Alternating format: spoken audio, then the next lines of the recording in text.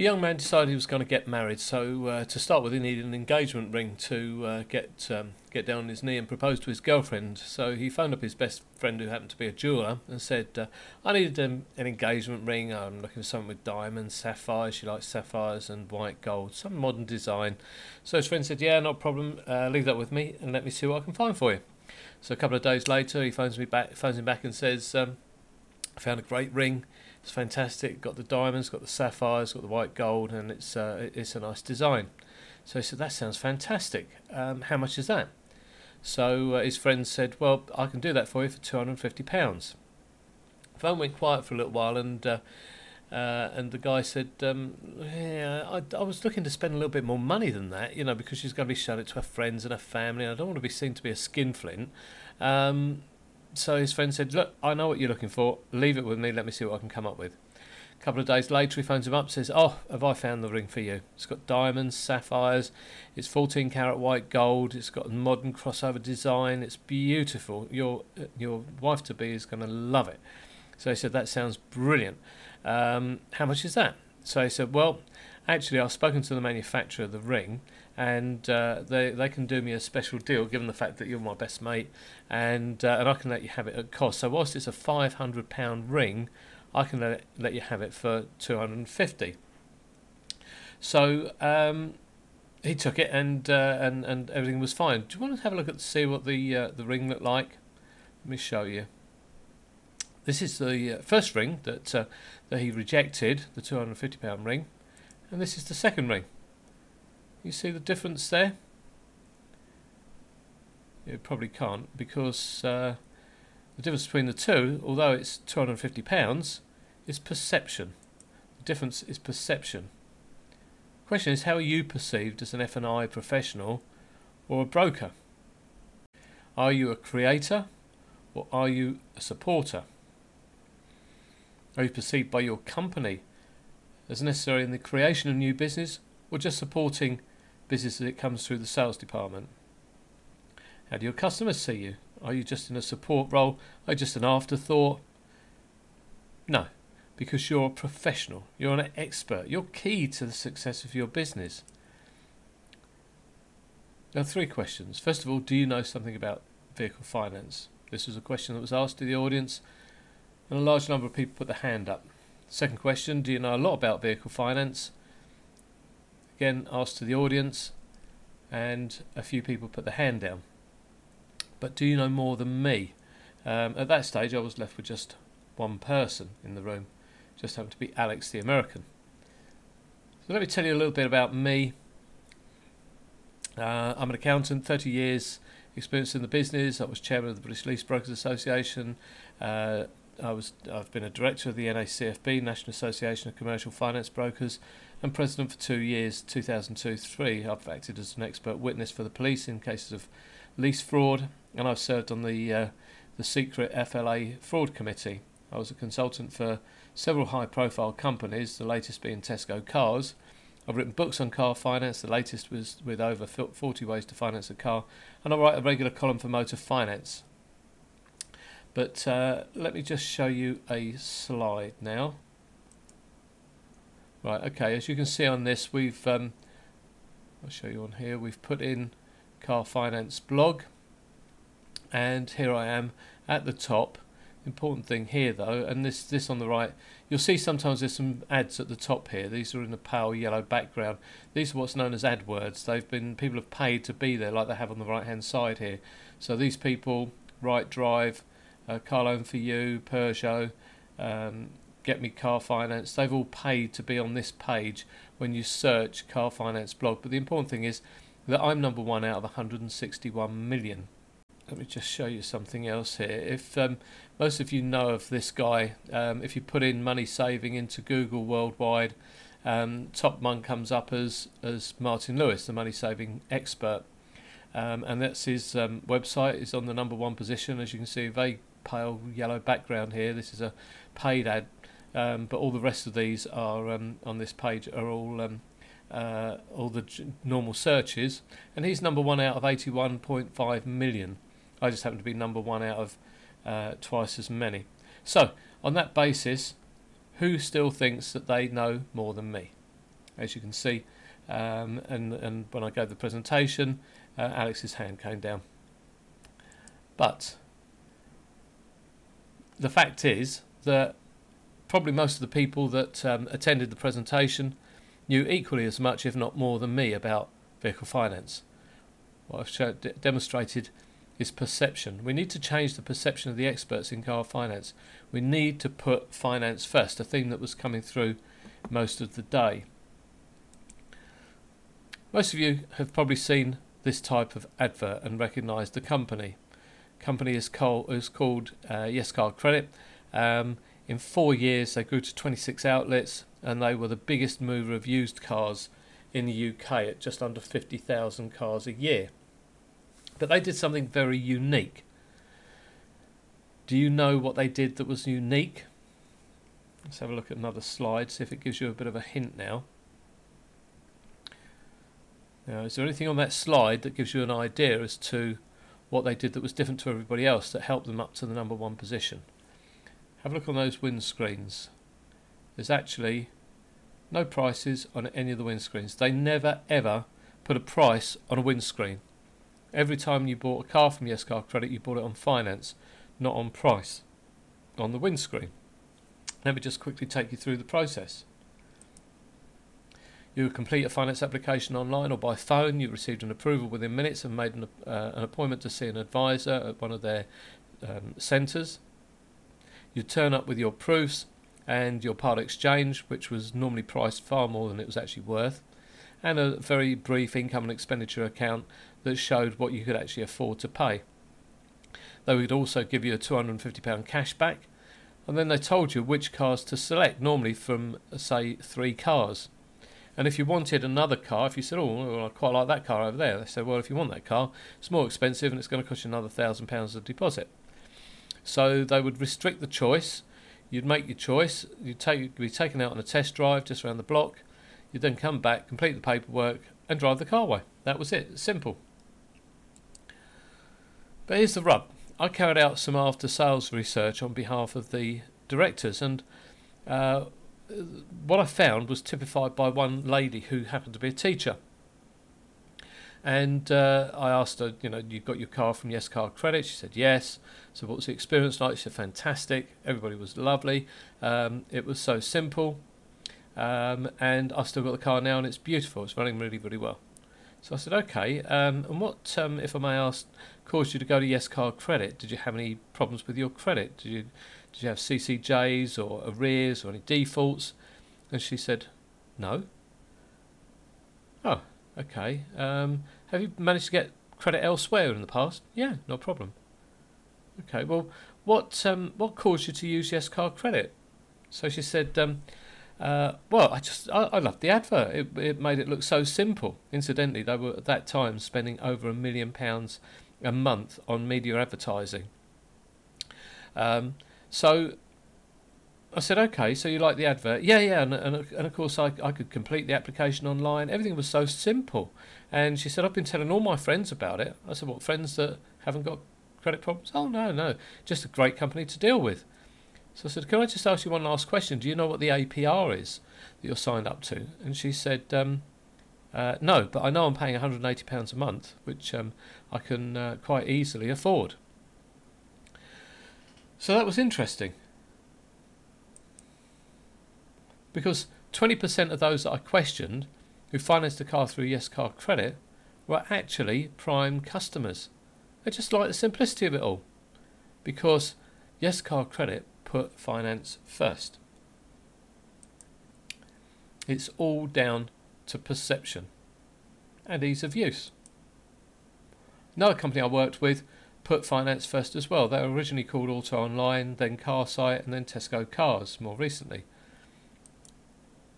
This is how they did it, or how I put it into place there. Customers would work out their repayments using an online calculator. They would then complete an online application, and that would be sent off by us to Bank of Scotland.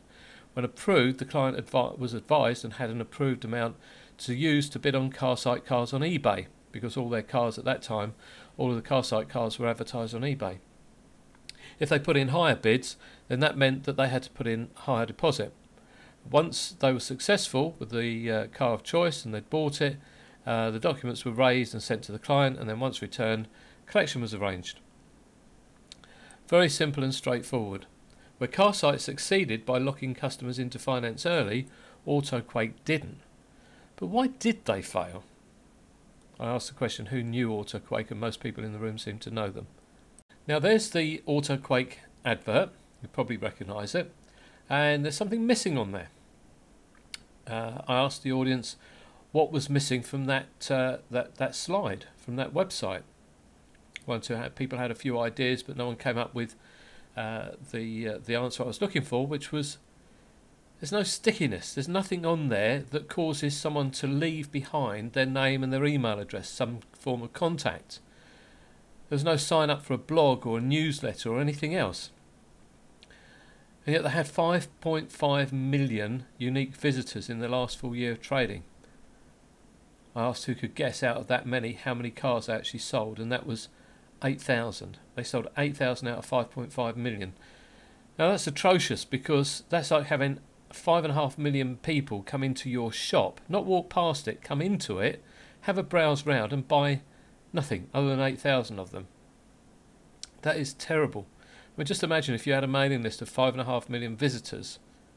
It doesn't compare with the 12 million active Tesco Club card holders, but 5.5 million people on a mailing list would be fairly substantial, and you'd expect to do a lot more business than 8,000 cars.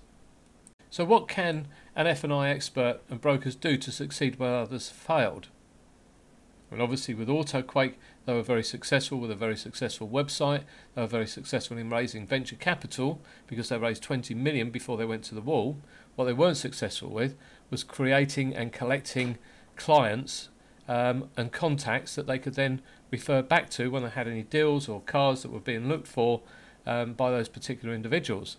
You can become a creator. Use the tools available to attract customers. This is where the presentation started to become interesting. There are two human motivators, the enjoyment of pleasure and the avoidance of pain.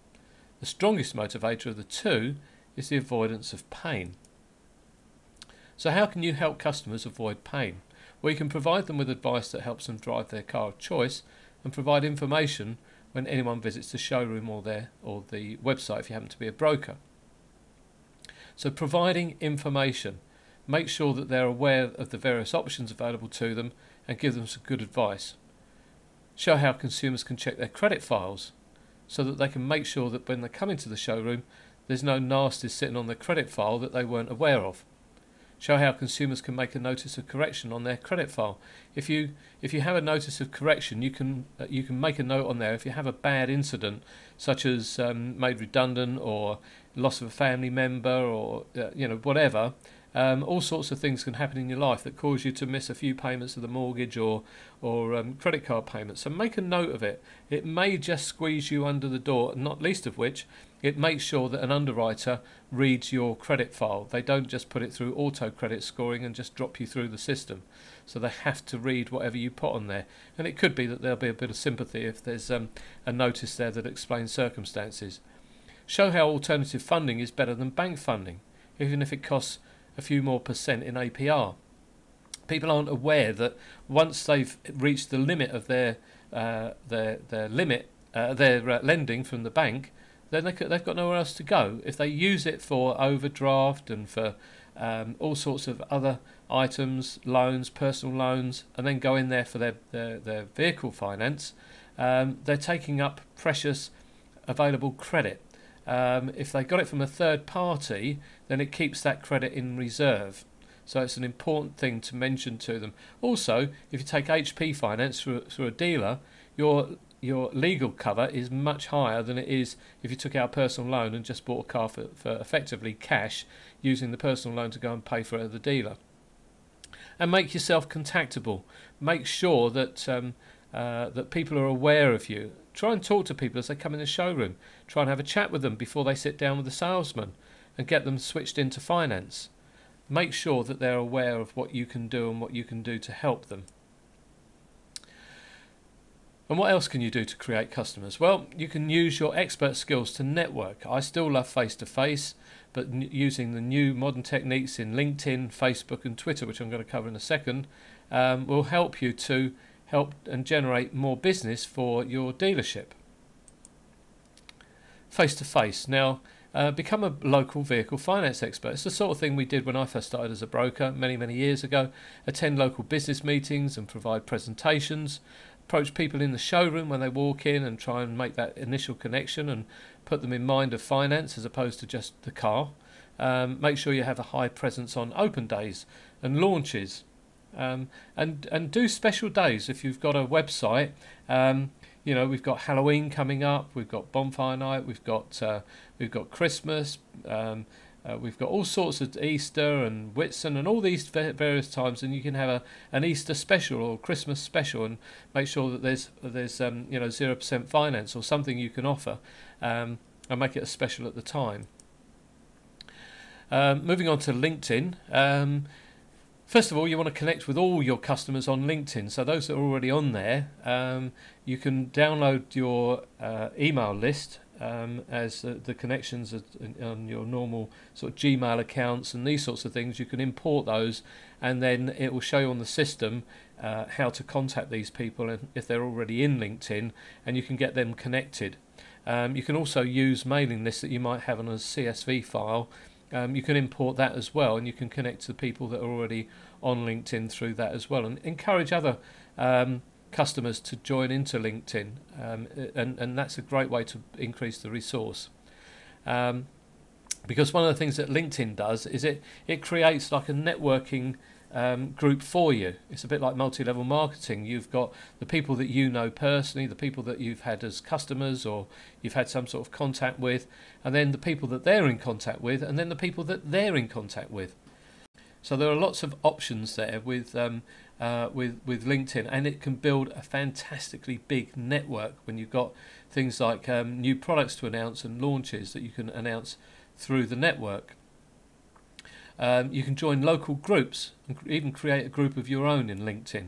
So if you've got a local group of I don't know, builders or financial advisors or local group of retailers, you can join those groups, and you very often get some feedback and people wanting to know about their vehicle finance within that group. So you might have a group of builders, and one of them says, I'm looking to get a new van, I need to know what I need to do and what's the best way to fund it. You can answer that question, and you can always put information out there as well. We've got a great new product which enables builders to drive vans fairly cheaply. So there's all sorts of ways that you can connect with people within the group, or you can set up your own group even. And I'll send you a link that will enable you to buy a video training course. In fact, it will be in an email that I'm going to send out for you to use LinkedIn to its best advantage. And it only costs about £60 for a great resource of videos and books and stuff. You can use answers. There's a drop-down box which one lady in the audience seemed to know, which was the answers box, which people will ask questions on there, and you can provide answers within sectors. So if people are asking questions on finance, there's a good chance that someone's going to be asking questions on vehicle finance. You want to create a position where you establish yourself as an expert. Let's just go off now and have a look at my LinkedIn account. This is my LinkedIn account, and as I mentioned earlier, these are the people that I'm immediately connected to. That figure's gone up quite a bit since. 2 degrees away, these are the people that these people are linked into. I've got 49,500, and the people that they're linked to in the next level down is 3.5 million. As it says here, total users you can contact through an introduction is 3.5 million. It shows you how to contact all those people in the training. So it's a great resource, and if you're not on LinkedIn, you really must get on there. It's just getting big in the UK, and you'll be in early doors to move forward on that one and use the resource. Facebook, you can set up a fan page. I don't like the name fan page, but it goes back to the old original Facebook. Fan pages are now set up. You can set them up as a business. You can then do the same as you've got with LinkedIn, communicate with all your contacts. you can act as an expert and answer questions relating to finance and insurance. Again, announce launches, service discounts. You know, for next month our service department is offering a 5% discount, blah blah blah. You can also create ads and target them where the advert appears, and it's a lot cheaper than AdWords. That's where you advertise on Google AdWords under keywords. So if you're putting up a word, AdWords car finance, you're going to have to pay at least £1, a couple of pounds per click to get on page one, and that's how much it costs you every time someone clicks through to your website. With the Facebook, you don't tend to use that way. You can do a pay-per-click, but you normally do it per 1,000 views, and you end up paying pennies. And you can tie it down so that the adverts only appear when people go onto their web page, their Facebook page, when they're like accountants in Birmingham, or all women aged between 25 and 45 in Leeds, if you wanted to hone it down to particular age groups and locations and job titles and so on and so forth. So it's a great search resource which you can use on Facebook. And there's an example of a Facebook fan page, if you like. That's this is an American one, but that's where your photograph would normally appear. You load up your company logo or a logo, and it works the same. You've got your wall, you've got information all about the dealership or about you as a broker or whatever. You've got photos, which you can put photos up of various cars and things. You can use all these, and you can set up a video as well. And this operates the same as it would do as a user of Facebook. So you post onto your wall, other people can make comments, and you can take them off if you don't like the comments that are being made, if it's a competitor putting something on there. And down the right hand side here are a few of the adverts that appear when anybody goes on and looks at your page.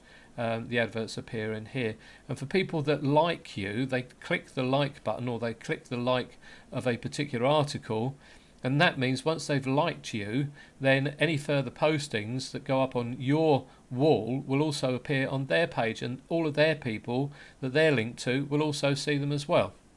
So again, another big opportunity to expand and communicate. Finally, Twitter, use it to record posts on your blog. You can get your blog headline appearing on your Twitter.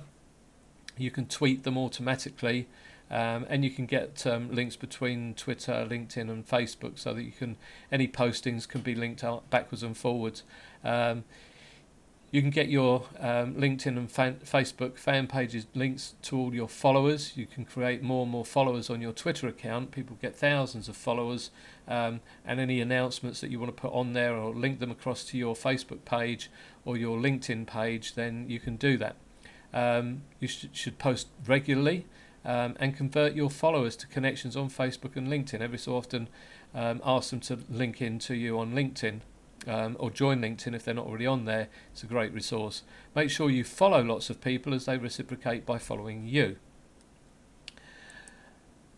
And finally, just a few words on the NACFB. I've opened the door this year to dealer members once we'd established that a lot of dealers are now acting as brokers. They've got more than one provider of finance over and above their captive. So they've got maybe a subprimer and some of the specialist products that are being offered, such as personal contract hire, and so on, that they might not have easy access to, or the rates may not be so competitive through their captive. So as they're now doing that, then there's no reason why dealers can't be members of the NACFB, something we want to encourage, and also it gives the ability to network between brokers and dealers and the funders. I mean, we're all rowing in the same boat. There's plenty of business out there. If we're helping each other, I mean, NACFB, the brokers need vehicles provided by dealers, and the dealers need a quick exit for cars that may be cancelled orders and so on, that they can put out to brokers and move very quickly. And also funders, knowing that everybody's working together, have a bit more of a comfort feel, and we'll make sure that everybody gets a fair crack at deals and offers and things. PI insurance, professional indemnity, very, very important, especially since the EU Consumer Credit Directive, which is a bit of a disaster. Nobody fully understands the implications. Someone is going to end up with egg all over their face, and it may well be a dealer or a broker, and you will need PI insurance at that stage, because you could be sued and end up costing you a fortune. CPD, continual professional development. Incidentally, NACFB, you have to have PI insurance if you're a member, but we can provide it through our own insurance company link, hugely discounted, and you can pay for it monthly, which means that it's not an onerous amount of money up front. CPD, continual professional development. We encourage that so that people can get their points. It gives you more of a professional feel when you're keeping on top of the marketplace, understand all the changes in legislation and so on. It's important to come along and attend the meetings wherever you can, and keep up to date with any announcements that are made at these meetings. Access to more outlets for dealers. So if you're a dealer, you've got more outlets through NACFB brokers, and vice versa, access to deals from dealers for the NACFB members. You've also got the ability to enter into joint ventures between dealers and brokers. Maybe the broker could help with the training of the staff when it comes to specialist products and so on. We've got a new NACFB website which is really aimed at leasing and tidying up the leasing industry, but at the same time we will be looking at other opportunities, other ways that members can advertise on the website. This is my website in association with the NACFB, but it will only be NACFB members that can advertise on there. Cost of membership, you can spread the cost annually, and everybody that provides specialist information to customers, every F&I manager, will have to be registered as a registered individual. For most dealerships that need only be one, and we've got some special terms. If you'd like to contact me, and if you've taken away a brochure and application, then feel free to complete that and send that back to the office, or send it to or contact me. Andy's got all the contact details. Finally, for those that think they know more than me, who knows what credit card factoring is? This was the last thing I spoke about on the day. This is one of my 42 ways to finance a car.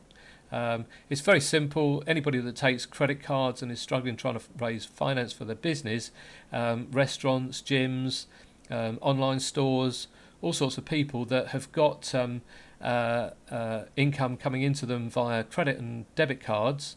What happens with this company, and the company that's providing the funds is the biggest pawnbroker in the US. It's massive, and this operation is massive. This is being done in the UK in association with Lloyds TSB Merchant Services.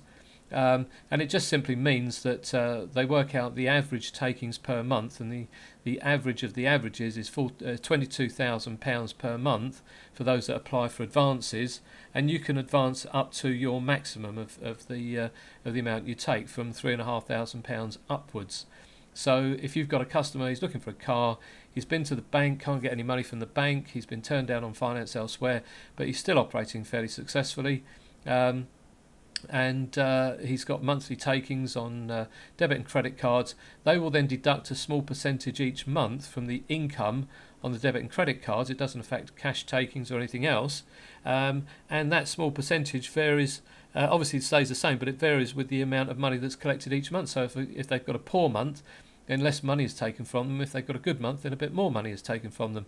So it's not a single figure every month, and it's growing very, very rapidly. But there's just another way for you to help customers to raise money. It might only not just help them with their vehicle that they're looking for. If they can raise £20,000, they're putting £10,000 into a used car, and the other £10,000 they can use in their business. So not only are you helping them with their car, and there's a small amount of commission to be paid on that as well. Contact me if you want more details on that. In fact, I'll give you a link to explain how it works. And that's where we ended the presentation. I'm hoping Andy will be able to send all this out together with all my contact details. Any questions or queries, do feel free to contact me. Thanks very much, and thanks for coming along on the day. It was brilliant. I thoroughly enjoyed it. Thank you. Bye-bye.